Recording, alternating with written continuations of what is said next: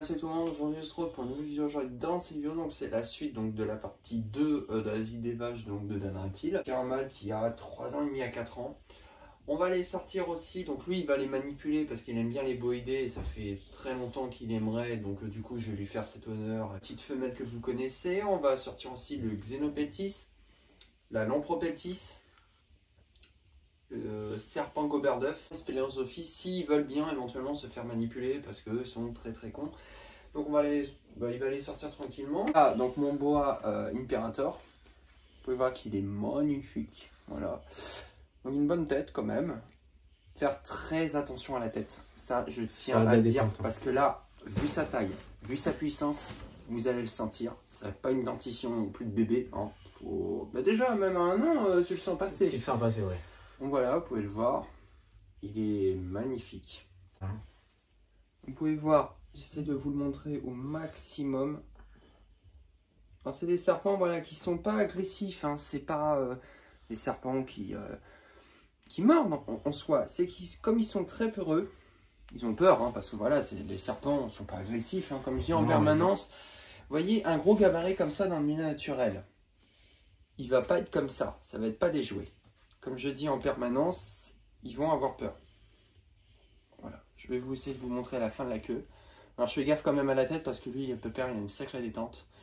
Et regardez ça. Là, tu kiffes, là. Ouais, ça va, franchement. Alors, je vais lui donner. On va reculer un peu la caméra. Vous voyez un peu mieux. Vous voyez qu'il n'est pas gros. Il mange correctement. La fin de la queue, voilà qu'on parle. C'est un de mes plus beaux coups de cœur que j'aurais eu depuis que j'ai repris la Terrario. Et tu vois, regarde, tu l'as connu, toi, il était vraiment fin. Il était tout petit, franchement, il a bien, vu la tête grandi. Là, franchement, même moi, j'étais étonné en le voyant. Il est lourd, hein, on dirait pas. Attends. Alors, je sais pas si en vidéo, quand tu l'as vu, quand j'ai fait la dernière vidéo sur les bois, et là maintenant, c'est pas pareil. Non. En fait, on n'a pas le même gabarit. Mais il a bien grandi depuis le temps, agréablement surpris. Alors, regarde, le gabarit. Quand je l'ai connu, il devait faire aller. Il fait faire ça à peu près, gros max. Et là, c'est un sacré bébé, le bordel. C'est plus un bébé. C'est un sacré bébé. Ouais, ouais. Non, et puis il mange. Et c'est marrant, c'est tout en muscle. Moi, je le sens là, il me serre un petit peu. C'est tout en muscle. Il tranquillement, tu vois, il se calme un peu. C'est ça, voilà. Faut juste qu'il sente ses bons points d'appui. Et puis, une fois qu'il a ses points d'appui, il n'y a plus de soucis. Faire très attention à la tête. C'est ça, parce que ça, ça a de la détente. Les dents sont bien recourbées à l'arrière. Ah ouais. Et moi, je me suis fait mordre plusieurs fois par la petite, sans les gants, hein, sans rien. Bah, vous le sentez passer. Lui, je crois qu'il m'a mordu une fois. Il a eu peur, en fait, si tu veux. Mais il était plus jeune. Mais là, maintenant, me faire mordre là, on le sent passer. Ah, c'est plus la même. Hein. C'est pas des jouets, hein, déjà, de base. Ah non, ça, c'est un sacré gabarit déjà. Bon, encore là, il est encore tout jeune. Hein. Il va prendre. Je pense que c'est pas à mettre dans les mains de tout le monde. Non. Parce que ça, une fois adulte, ça mesure un bon... Ça peut aller à 3 mètres, 3 mètres 20 pour les plus gros spécimens. Bah, souvent, c'est des bons 2,50 m déjà pour les femelles. C'est ça. Des bons 2,80 m souvent. Et surtout, c'est tout en muscle. Alors, donner ça à n'importe qui, je suis pas sûr que c'est une bonne idée. Spécimen, hein, franchement, pas agressif. En plus, ça a l'air d'aller. Non, faut juste le prévenir. C'est ça, une fois qu'il est prévenu, c'est tout nickel. Mais voilà, franchement, un beau spécimen. En plus, il est photogénique, il aime bien la caméra. Là, je lui mets 3 points d'appui. Donc là et là. Pour qu'il se sente à l'aise, qu'il bouge pas de trop. Voilà, 3 points d'appui, il est bien. Puis c'est assez lourd comme serpent, donc ça va, il s'accroche bien aussi. Ils aiment beaucoup les points d'appui, vu que c'est des serpents lourds. C'est ça. Ils n'aiment pas être suspendus. La fin de la queue est magnifique. Vous verrez que c'est le jour et la nuit entre la femelle et le mâle. Le mâle est assez docile, la femelle a l'air plus... Très agressive. Là, je peux donner le mot, très conne. Elle est con comme une pendule, hein. Elle mord tout le temps. Il n'y a pas un moment qu'elle se calme. Donc voilà, un beau spécimen, franchement. Donc ça, c'est du boa imperator, hein. C'est pas du boa constrictor, c'est pas pareil. Le constrictor et l'imperator, il y a sur la chaîne Reptister qui a fait une vidéo dessus pour vous parler des différents signes qu'on peut retrouver. Moi, c'est de l'imperator que j'ai. Et pour information, donc j'y pense, on a le droit d'en avoir 3 chez soi sans CDC. Au-delà 4, il faut le certificat de capacité. Donc pour se lancer là-dedans. Voilà, la petite précision que je voulais dire. Donc voilà, c'est cool. Et donc là, il mange à peu près tous les 1 mois et demi à peu près. Hein, c'est une approximation, c'est pas du garanti à 100%. fois, il peut manger tous les 2 mois ou des fois 2 fois dans le mois, différentes tailles de proie. Mais il mange en tout cas entre 150 et 250 sans problème. Il n'y a pas de souci. Je pourrais lui donner plus, c'est pas mon but. Parce que là, il faut que ça soit carré au-dessus. Et les mâles, il ne faut pas que ce soit rond, obèse comme les femelles. Parce qu'on a souvent la tendance à penser qu'ils doivent être grands, les mâles, et alors que c'est l'inverse. Les mâles ne doivent pas être aussi gros, aussi grands que les femelles au même âge. Il y en a beaucoup qui les suralimentent. C'est ça, et c'est pas vraiment bon pour eux. Non, c'est pas bon. Non, parce qu'ils sont dans l'obésité, il y a surpoids, on arrive aux maladies. Alors, il y a eu sa petite histoire, elle a eu beaucoup de problèmes d'acariens. Je n'ai pas compris pourquoi 2 fois de suite. Et puis depuis, j'ai plus rien. Je suis tranquille. Voilà, ça va, il est nickel. Et en compagnie donc de la petite femelle bois, de la petite femelle maintenant qui a un an et demi à peu près. Donc c'est une hypomélestique mais qui tire maintenant plus sur le saumon. Je sais pas pour ceux qui connaissent vraiment, mais je dirais un peu saumon, tu vois, même sur le côté. Ouais, non, ça se voit. Par contre, vous voyez bien qu'elle est bien haute, elle est bien carrée, il n'y a pas de souci. Elle mange bien. À peu près tous les 15 jours d'une souris adulte, voilà, ça va dépendre encore de l'alimentation que je lui donne. Elle a plutôt un bon gabarit, je l'avais récupérée il y a à peu près 1 an, c'était en août, je crois d'ailleurs 2020, d'un particulier qui avait une repro, et c'était la plus belle. Avec de la queue, c'est incroyable. Ah ouais, ouais. Non, elle est même rose saumon quand même, sur certaines parties. Non, franchement, elle est magnifique. Magnifique, enfin... moins imposante que l'autre, forcément, donc on arrive un peu mieux à la gérer. Je garde juste un peu ma distance entre sa tête et moi parce qu'il y a la détente. Quand elle est recourbée comme ça et qu'elle est face à vous, faut faire gaffe. Donc voilà du Boa Imperator. La mutation hypomélestique au départ, maintenant j'ai un peu des doutes, tu vois ici, là, regarde. Ouais, je sais pas. Après, hypo, ça c'est sûr. Après, est-ce qu'elle a quelque chose en plus? Peut-être. Mais hypo, c'est sûr, mais quand tu regardes bien sur le côté, regarde. Tu vois là. Elle fait un peu rose quand même. Ouais, c'est saumon quoi. C'est un peu saumon, hypo. Hypo, c'est sûr. Mais je pense qu'il y a du saumon avec, ou peut-être du lipo plus, j'en sais rien. Peut-être sûr.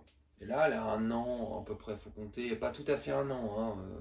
Elle doit avoir 9 à 10 mois, 11 mois, pas plus. Parce qu'elle est née en août, début août. Donc ouais, elle a même pas 1 an encore. Non, pas vraiment. Elle a entre 10 et 11 mois. Pour 10 et 11 mois, elle est quand même pas mal. On se désinfecte bien les mains. Voilà, on le remontre maintenant, mais on le fait souvent entre chaque manipulation. C'est très important, c'est pas histoire de faire plaisir aux gens, mais c'est quand même porteur de maladies. On peut leur transmettre, aussi ils peuvent nous en transmettre, surtout en ce moment avec tous les bordels de virus de mer. Depuis le temps que je l'ai vu, celle-là a bien grandi quand même. Voici de la Lampropeltis Guetulus de Californie. Alors si je lui donne, il va se faire mordre comme un con. Je préfère pas. Ouais, non, c'est de la Lampropeltis, appelée serpent roi, qu'on ne voit plus du tout en terrario. C'est dommage, parce que c'est des serpents qui étaient très très bien. Dommage. Mais voilà, c'est des serpents, que dire de plus, rien de plus en soi, c'est pas des serpents de ouf. Serpents très simples d'élevage, pas très compliqués, qui sont assez morphales. Le problème que je pourrais leur reprocher, c'est juste qu'ils sont extrêmement sur la défensive, mais mordeurs. Ils mordent tout le temps. Il n'y a pas un moment où vous ne faites pas mordre avec de la lampro. Moi, je connais beaucoup de gens qui ont eu beaucoup de morsures. Et c'est le seul souci qu'on a, parce que lui, la première fois qu'il a manipulé, boum. Moi, c'est pareil. Mais bon, ça dépend des jours, parce que je ne veux pas dire tous les jours, elle est cool comme Moïse. Alors, par contre, le petit signe que j'aime bien, elle a le signe de Batman, regarde. Ouais, c'est rare en plus. Alors, c'est ce que je vous avais dit dans une vidéo. Elle a le signe de Batman sur le cou. C'est plutôt original. Voilà, je vais essayer de vous le montrer. Et donc, voilà, je suis assez content. Elle était sauvée d'un sauvetage aussi sur le bon coin. Tu avais récupéré le mâle. Ouais. Qui va très bien d'ailleurs. Ouais. Et voilà, que vous dire de plus, rien de spécial. Et puis maintenant, on va sortir le Xenopeltis. Tu veux essayer ou... Non, non. T'as une mauvaise expérience avec. Avec celle-là, je me méfie. Voilà, du Xenopeltis unicolore, donc sa fameuse tête qui est aplatie. Voilà, qui a des reflets arc-en-ciel, qui est magnifique. qui mange correctement. Là maintenant, je te dis, elle mange toutes les semaines. Ça mange de souris adultes, décongelées, il n'y a pas de souci. Alors c'est beaucoup de spécimens encore d'importation, hein, forcément. Par contre, c'est une espèce qui est très cool d'observation. Par contre, tu ne la vois pas. Non, ça c'est fouisseur, mais alors tout le temps. Tu vois, elle a des petits battements de cœur parce qu'elle est un peu stressée, tu vois, regarde. Tu vois. Voilà, donc c'est une espèce qui n'est pas très grande, une fois adulte, hein, qui va vous faire dans les 50 à 80 cm. C'est pas une grande espèce, hein. On peut leur donner aussi des grenouilles, tout ce qui est amphibien, tout ça, parce que ça mange aussi un peu de tout ça, hein, voilà. Donc ça vit tout ce qui est dans l'Asie. Sinon, franchement, c'est des serpents qui sont très simples, vivent à température ambiante, 28 à 26 degrés.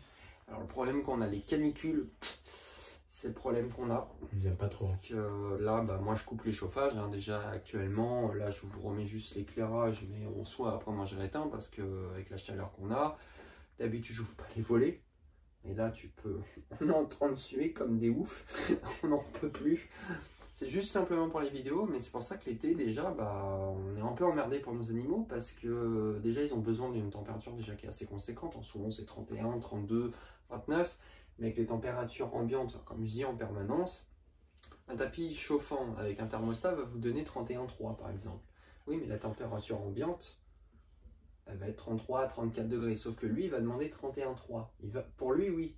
Mais dans la température ambiante, elle va être beaucoup plus. Donc c'est un peu plus compliqué, tout ce qui est pour des couleuvres asiatiques ou des couleuvres qui demandent une température ambiante à 24-25 degrés, c'est un peu complexe. Alors est-ce que tu veux manipuler pour la première fois du Xenopeltis Unicolore. Unicolore. C'est bien, tu te souviens du nom? Ouais, bah écoute, j'en voulais un avant. Alors. Ouais. C'est magnifique, franchement. Et puis c'est assez... Je sais pas comment dire, c'est assez lisse, c'est différent. C'est docile aussi, j'ai l'impression. Enfin. C'est pas... Et c'est pas extrêmement compliqué. Non, par contre, j'aime pas beaucoup les manipulations parce que bon, voilà, mais. C'est non, c'est spécial comme serpent. Enfin, c'est assez. C'est autre chose, hein. C'est pas pareil. Hein. Moi, j'aime bien. Sinon, c'est sympa comme serpent, enfin, franchement. Et tu vois, il y a plein de reflets arc-en-ciel. C'est ça, c'est les cailloux, je pense, qui donnent ça. Ouais. Mais il faut faire gaffe, ils sont très fragiles au niveau de la peau. Ça fait un peu comme les Nérodia. Ouais. Parce que ça, on n'en parle pas beaucoup au niveau des serpents piscivores.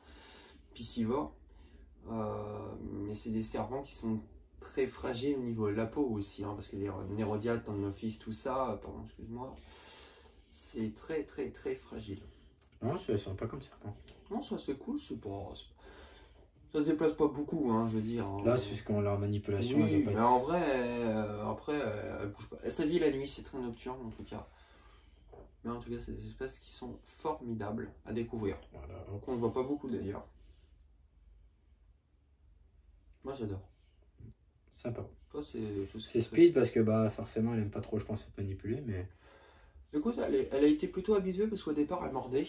Ouais. Et je l'ai désensibilisée au fur et à mesure du temps. Et puis là maintenant tu vois, tu peux la prendre. C'est la fin de la deuxième partie, donc la fin de l'élevage qu'on aura fait ensemble. Hein, voilà, donc qu'est-ce que tu en as pensé? Qu'est-ce que tu as pu observer? Qu'est-ce que tu as pu voir le changement? Enfin bon, tous les trucs. À peu près. Des belles installations, ça a beaucoup évolué depuis le temps. Franchement, au début, on passait du déco très simple, basique, à de la belle déco, des beaux terras aussi, il faut le dire. De moins en moins de rack. Bon, après, le rack, c'est pour certains, pour certains, c'est quasiment obligatoire, parce que sinon, ils refusent de manger.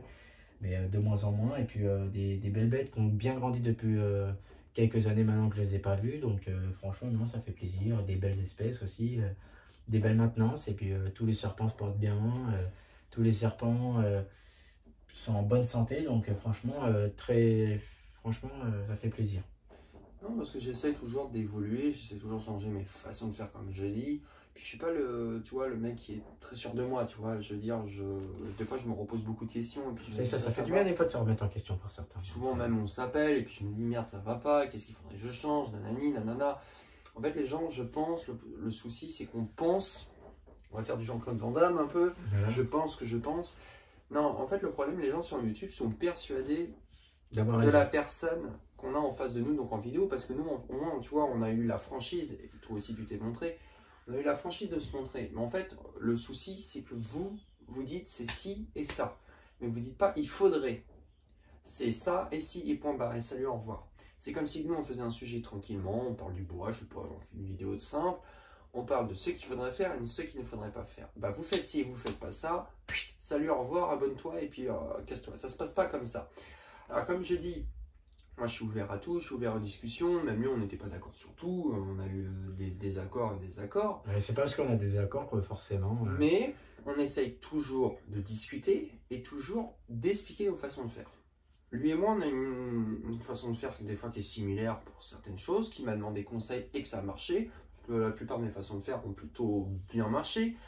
Maintenant, après, c'est vrai que les façons de faire qu'on a et qu'on entend sur YouTube, et parce que là, je conclue un peu la chaîne parce que là, ça va vite arriver. Maintenant, c'est dommage de se bloquer comme ça avec des gens qui ne vous aident pas, plutôt qu'ils vous mettent des bâtons dans les roues. C'est ça que je reproche à la Terre, c'est d'ailleurs pour ça que j'ai arrêté. En France. C'est ça, en France. En France. Comme dans d'autres pays. Parce qu'on part tout de suite en insultes, on part tout de suite en menaces, on pense c'est ça, il n'y a pas de démarche, il n'y a pas d'aide comme on pourrait retrouver. Ni de débat. C'est ça, voilà, c'est tout de suite si, dans la méchanceté gratuite. Les débats, si, qu'on a. Si, il faut quand même leur accorder ça. En dehors du terrain, dans le terrain, manger à l'intérieur, pas dehors, l'éclat de coco, pas éclat de coco. Moi, j'ai envie de dire, c'est que chacun a ses façons de faire, chacun fait comme il veut. Moi, j'ai envie de dire, tant que les animaux se portent bien, qu'ils sont en bonne santé, voilà. Il n'y a pas besoin de se prendre la tête pour des détails comme ça. Tant que les animaux vont bien, c'est le plus important, j'ai envie de dire. Oui, puis quand on voit peut-être certains youtubeurs ou du moins certains mecs qui se montent sur YouTube et que ça marche, ça fait peut-être 1 an et demi, comme pour les Philotamus, et que tout le monde est en train de dire que ça fait 2 mois, 3 mois que ça claque à chaque fois, il faut peut-être éventuellement se poser la question. Il faut peut-être se remettre en question et se dire, il y a peut-être un truc qui cloche. Voilà, c'est tout. Moi, regardez, bon, je connaissais pas du tout l'espèce, il y a des espèces que je n'ai jamais eues avant et que, bah, forcément, on démarre avec une fiche d'élevage, hein, on va pas démarrer comme ça avec le Saint-Esprit. Pareil pour le serpent gobert-d'œuf. Pour le moment, il fait du semi-gavage, mais le jour où il peut accepter des œufs, bah, je serais content, ça évite de procurer du stress. Maintenant, il vit là, il vit très bien. Vous avez vu, il fait, allez, ça comme taille, dans du 30, 45, ça lui va largement pour le moment. Je dis bien à chaque fois pour le moment. Il y en a certains qui se retrouvent en rack, bah, c'est comme ça, il y a une histoire derrière. La Xenopeltis, par exemple, c'était un cas concret. Mais j'en ai eu plein d'autres que forcément je dis pas trop sur YouTube et que je dis peut-être 2-3 mois après avec l'expérience.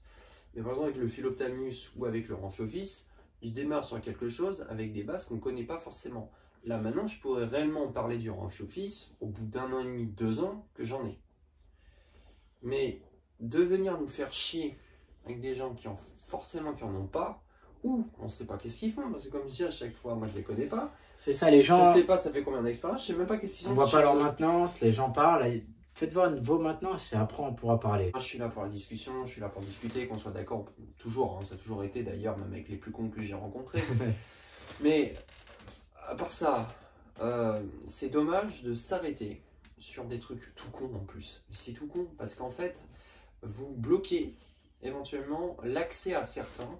Et quand je vois tu vois, des youtubeurs éventuellement qui se lancent un peu dans le milieu, mais qui sont cassés d'un coup, et qu'il y a toute une communauté qui arrive, genre 30, 50, 60 personnes, des insultes, des menaces, bah ils n'ont plus envie de continuer. Et c'est dommage parce que j'ai rencontré beaucoup de gens, même tu vois, des abonnés, et je leur ai demandé gentiment, pourquoi tu ne te lancerais pas sur YouTube? Bah en fait, vous savez qu'est-ce qui revient à chaque fois? Ça va, j'ai hâte de partir. Ouais. Non mais tu vois, c'est grave un truc. Parce que il y a des gens que j'ai rencontrés, tu vois, toi je t'ai rencontré il y a longtemps, il y a au moins 6 ans maintenant, on se connaît quand même et qu'on était sur YouTube, parce que moi ça fait très longtemps, comme je le dis à chaque fois, hein, on peut le dire. Il y a des gens que je connais, je leur dis, mais pourquoi tu ne lances pas sur YouTube? Tu as vu tes installations, tu as vu les connaissances que tu as, et les personnes sont très bien. Et qu'est-ce qu'ils me répondent à chaque fois? Ah oui, j'ai mis une vidéo, j'ai tant d'insultes, j'ai tant de menaces, j'ai tant de trucs. En fait, ça fait peur sur les réseaux. En fait, ça fait peur de montrer ce qu'on a. Ça fait peur de montrer sa façon de faire. Non, mais c'est quand même grave. Hein, quand même. Pour moi, j'ai envie de dire, depuis que je suis sorti de ça fait un petit moment de YouTube, j'observe de plus en plus tous les gens partent. Pourquoi les gens partent, à votre avis? C'est parce qu'il y a tout un déversement de cons qui font des reproches, qui sont mieux que tout le monde, c'est limite c'est eux qui font mieux que tout le monde. Enfin, voilà, c'est juger, tout ça, la méchanceté gratuite aussi, il faut le dire, de certains. Clairement, et puis voilà, ça donne plus envie aux gens de se montrer. Les gens ont envie d'être discrets maintenant. C'est fini. Ils veulent être discrets parce que si c'est pour se faire harceler et tout ça sur les réseaux pour montrer une passion à la base c'est une passion et qu'on se prend des insultes, des menaces de mort pour certains. Moi j'ai pas eu le truc, mais pour certains qui se prennent des menaces de mort, bah les gars, à un moment, faut se remettre en question et arrêter. J'ai tout eu, c'est bien comme ça. Le truc pour faire la conclusion, on va dire à peu près, parce que vous allez avoir quelques petites vidéos, mais après c'est vraiment la fin de la chaîne, mais ça tombe bien qu'il soit là, parce que ça fait quand même longtemps qu'on était sur YouTube. Je pense qu'à un moment, on arrive sur quelque chose de ras-le-bol. Parce qu'on aura connu la période YouTube, effectivement, où il y avait de tout. Ouais, mais de tout. Mais quand je vous dis de tout, des pros, des moins pros, des pires, des mecs du Bangladesh, enfin bon, mais de tout ce que vous avez. Et il y avait des gens éventuellement qui essayaient de rentrer sur le game un peu, parce qu'il y en a qui te bloquaient quand même, parce qu'il y en avait qui avaient un ego, alors par contre surdimensionné, on peut le dire, qui vous balançaient des centaines de personnes et des centaines de personnes, vous menacez de mort, vous menacez physiquement, vous avez eu beaucoup de choses. Et en fait, des fois on se posait la question, est-ce qu'on continue ou on continue pas? Moi j'ai pris la décision avec lui et avec donc un autre youtubeur, on était un peu un trio, malgré qu'on faisait pas trop de vidéos ensemble, mais on soutenait tous les trois, de continuer la chaîne. Et puis à un moment, on en a ras-le-bol. Parce que continuer 1 an, 2 ans comme ça, quand vous avez à chaque fois que vous sortez des vidéos, et à chaque fois que vous avez des trucs, alors les critiques négatives ou positives, on est pour, c'est normal. Mais constructif.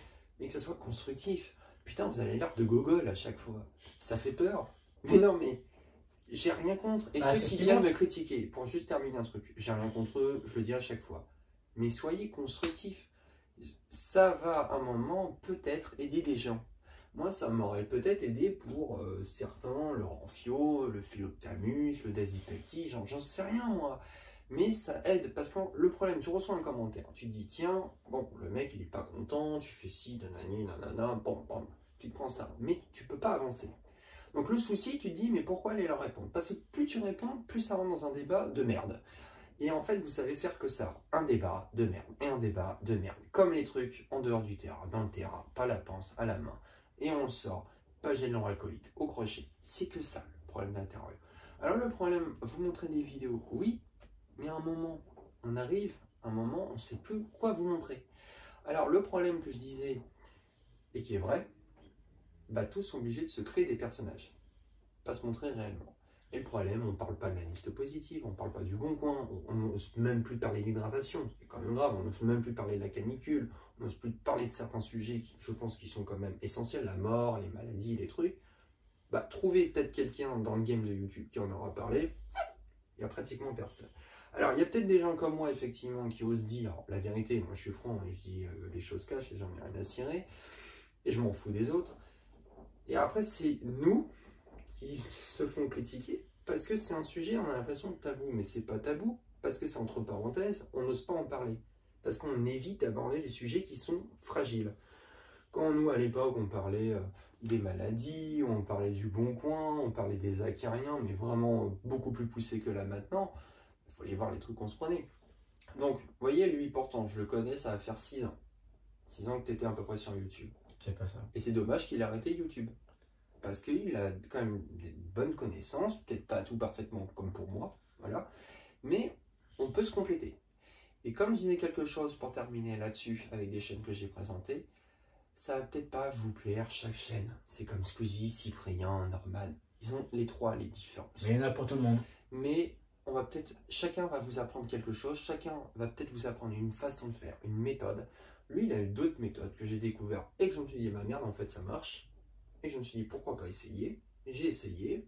Des fois, ça peut planter, pas planter. Lui, il m'a demandé souvent, il m'a dit, c'est vrai que ça marchait, nanani, nanana. Mais il faut essayer, il ne faut pas rester bloqué là sur ces putains de fiches d'élevage à la con. Ça me plaît d'aller sur YouTube, ça me plaît de faire des vidéos. Vous montrer ce que je fais, vous montrer mes façons de faire. Ça, je vous le montrerai même pas d'ailleurs. Ça me plaît de partager tout ça, faire des vidéos avec lui ou avec d'autres, vous montrer. Mais on n'a plus de débat, on n'a plus de discussion. C'est comme si, c'est comme ça, et puis point barre, salut.